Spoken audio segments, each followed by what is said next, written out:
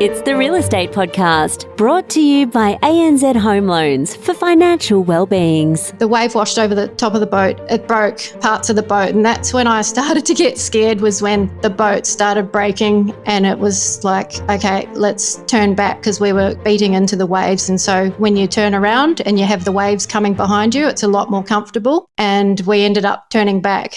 And that is Kat in Queensland this morning on the Real Estate Breakfast, with another weekend that is turned up again like the in-laws unexpectedly.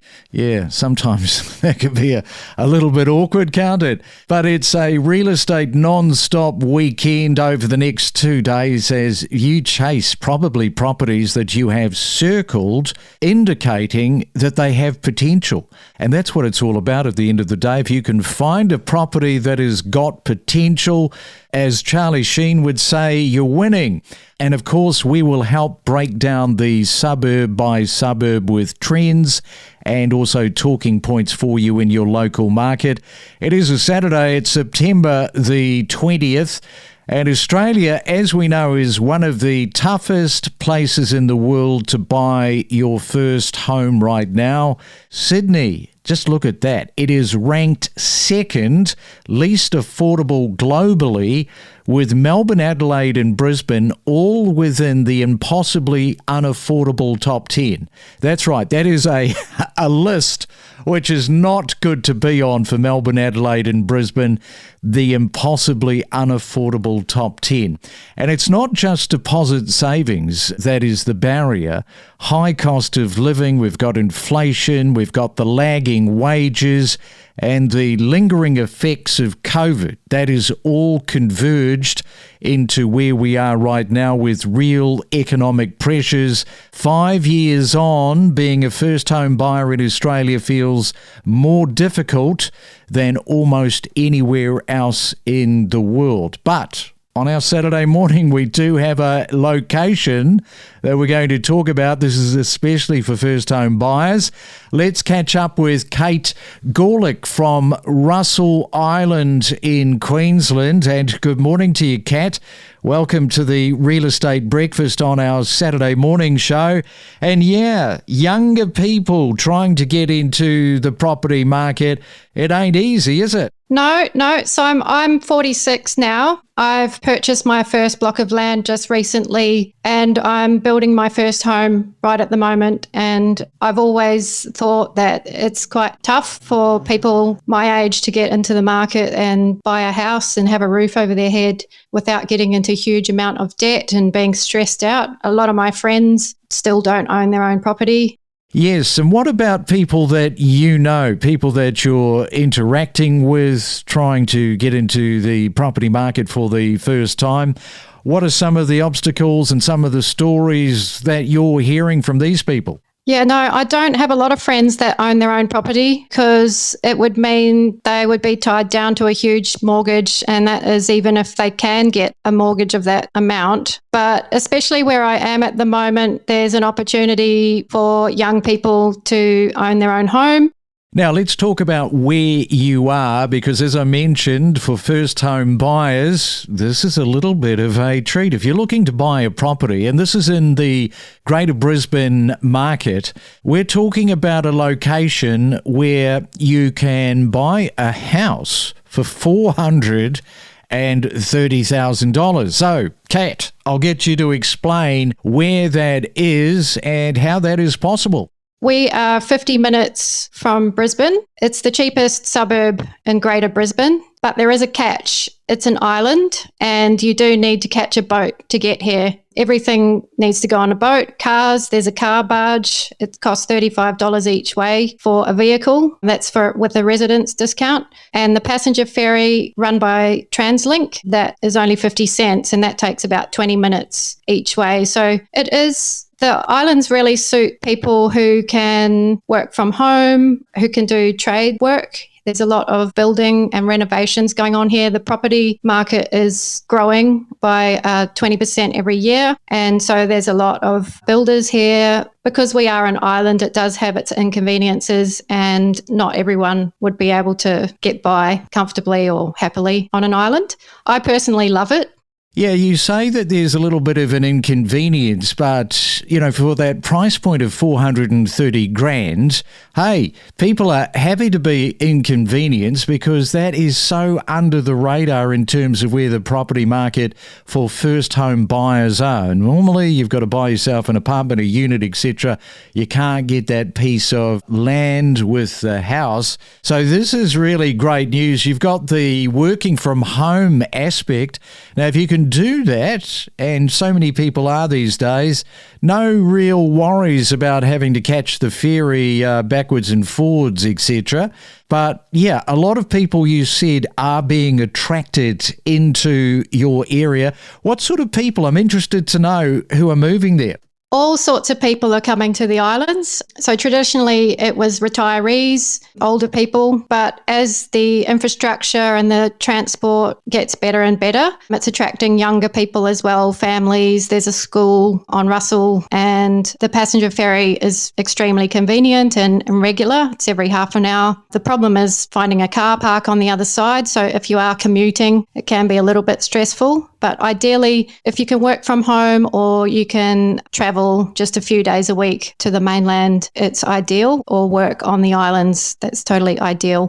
All right, we are talking to Kat there, and she's on Russell Island. When we come back, Kat has got a passion that she's really into. I wonder what that is. We'll find that out next after this. Explore new property destinations where you could live with exclusive interviews covering real estate news and market insights. So for people that haven't been to Mildura and they are totally oblivious to how the market is trending, tell us a little bit about it. So Mildura, essentially, I would say, is still classed as being cheap. When you compare to the prices that we have in the cities for houses, the average sale price in Mildura is about, I would say, $460,000 to $480,000 for a house. When you compare that to the city, obviously there is a big difference there. The rent yield is obviously strong also. You've got low sale prices, but high rental demand, and the tenants are paying a fair amount for those properties. So I have to ask you, how did you wind up being in Mildura, given that you're from North Yorkshire in the UK? It's a very long story. So essentially, I served in the British Navy in the UK for 10 years. And then obviously you live a very restricted lifestyle serving the military. So once I left, I decided to spread my wings, get out of there for a bit. So I booked a one-way ticket to Beijing. I thought, well, I'll start with the Great Wall and check that out, and essentially worked my way through Southeast Asia, landing in Singapore, and then next stop, Australia. Wasn't planning on staying, travelled around a little bit, and indeed met my husband, Peter, and basically settled in Sunraysia, Mildura, in 2009. I can guarantee you, when you were standing on the Great Wall there in Beijing, the last thing that was probably on your mind was Mildura. Absolutely. Peter still says to me today, I spoiled all your plans, because I really wanted to go to Canada, do the same there, but I've yet to get to Canada. So Peter was my roadblock for that. This is what happens, you see, when love gets in the mix, it changes everything. And I have to ask you, because I was in Beijing in 2018 before COVID, standing on the Great Wall. It's a kind of weird experience for anybody that hasn't done that, like the history surrounding it and just looking as far as the eye can see at that wall. It's pretty amazing. You can't quite grasp it. It doesn't quite seem real, does it? It's like unearthly or something, how far that goes. You're listening to the Saturday Property Market Update. And it is a real estate Saturday. The weekend is here. Go, go, go. Lots of property to check out. Of course, we were talking at the top just how expensive all these different markets are. Sydney now 13.8 times the median household income these days. If you're not sure what that means, to buy a property in Sydney, it's going to take you 13.8 years of your household income. In Melbourne, it is 9.8 times income. To buy a house in Adelaide, it's 9.7 times your income, and in Brisbane, 9.3 times the income. That is 9.3 years. Let's get back to Kat, because she is talking about this wonderful location where you can buy a property for $430,000, and that is a house. Kat, you've got a bit of a passion. Tell us a little bit about what you're up to when you're not selling real estate. Yep. So actually, it's quite interesting. When I bought my first block of land, I actually sailed to the islands on a sailboat and dropped anchor and bought some land. So I still have my boat. We bought that in 2013 in New Zealand, and me and my partner, we sailed through Fiji, Vanuatu, New Caledonia, and across to Australia. And then we ended up at the islands. So it's a perfect place if you love the water. There's so many beautiful islands to explore. All right, so you mentioned that you're sailing from New Zealand to Australia.